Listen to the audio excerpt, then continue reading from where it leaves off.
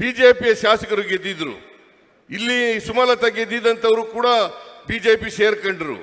ಈಗ ಕುಮಾರಸ್ವಾಮಿಯವರ ಅಣ್ಣನ ಮಗ ಪ್ರಜ್ವಲ್ ರೇವಣ್ಣ ಅವರು ಕೂಡ ಬಿಜೆಪಿ ಸೇರ್ಕೊಂಡಿದ್ದಾರೆ. 27 ಜನ ಆದರು.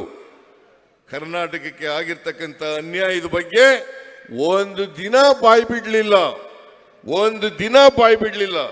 ಕನ್ನಡಿಗರಾದಂಥ ಅನ್ಯಾಯವನ್ನ ಕೇಳಲಿಕ್ಕೆ ಆಗಲೇ ಇರ್ತಕ್ಕಂಥವ್ರು ಲೋಕಸಭೆಗೆ ಯಾಕೆ ಹೋಗ್ಬೇಕು ಅಂತಕ್ಕಂಥ ಪ್ರಶ್ನೆ ನಿಮ್ಮ ಮುಂದೆ ಇದೆ.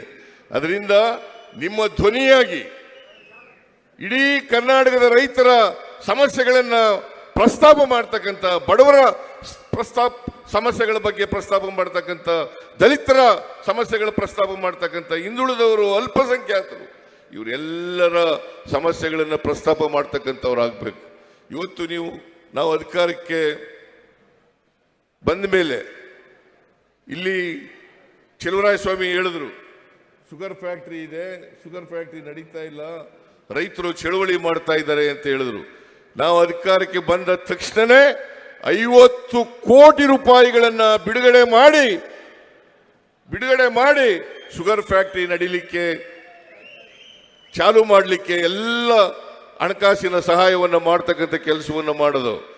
ಈ ವರ್ಷ ನಾನು ಬಜೆಟ್ನಲ್ಲಿ ಹೇಳಿದ್ದೀನಿ, ಶುಗರ್ ಫ್ಯಾಕ್ಟ್ರಿ ಪದೇ ಅದು ರಿಪೇರಿಗೆ ಬಂದು ಅದಕ್ಕೆ ಹಣ ಕೊಟ್ಟು ಅದಕ್ಕೆ ಹೊಸ ಶುಗರ್ ಫ್ಯಾಕ್ಟರಿಯನ್ನ ಅದೇ ಸ್ಥಳದಲ್ಲಿ, ಎಲ್ಲಿ ಶುಗರ್ ಫ್ಯಾಕ್ಟರಿ ಇದೆ ಅದೇ ಸ್ಥಳದಲ್ಲಿ ಹೊಸ ಶುಗರ್ ಫ್ಯಾಕ್ಟರಿಯನ್ನ ಕಟ್ಟಲಿಕ್ಕೆ, ಪ್ರಾರಂಭ ಮಾಡಲಿಕ್ಕೆ, ನಿರ್ಮಾಣ ಮಾಡಲಿಕ್ಕೆ ನಾವು ಈಗಾಗಲೇ ಕ್ರಮ ತಗೊಂಡು ಬಜೆಟ್ನಲ್ಲಿ ಘೋಷಣೆ ಮಾಡಿದ್ದೇನೆ ಅಂತಕ್ಕಂಥದ್ದನ್ನು ಕೂಡ ತಿಳ್ಕೋಬೇಕಾಗ್ತದೆ. ವಿಸಿ ಫಾರಂನಲ್ಲಿ ಸ್ವಾಮಿ ಅವರು ಹೇಳಿದ್ರು, ನರೇಂದ್ರ ಸ್ವಾಮಿ ಅವರು ಹೇಳಿದ್ರು, ಒಂದು ಅಗ್ರಿಕಲ್ಚರ್ ಯೂನಿವರ್ಸಿಟಿನ ಮಾಡಬೇಕು. ಮಂಡ್ಯದಲ್ಲಿ ಕೃಷಿ ಪ್ರಧಾನವಾದಂಥ ಜಿಲ್ಲೆ.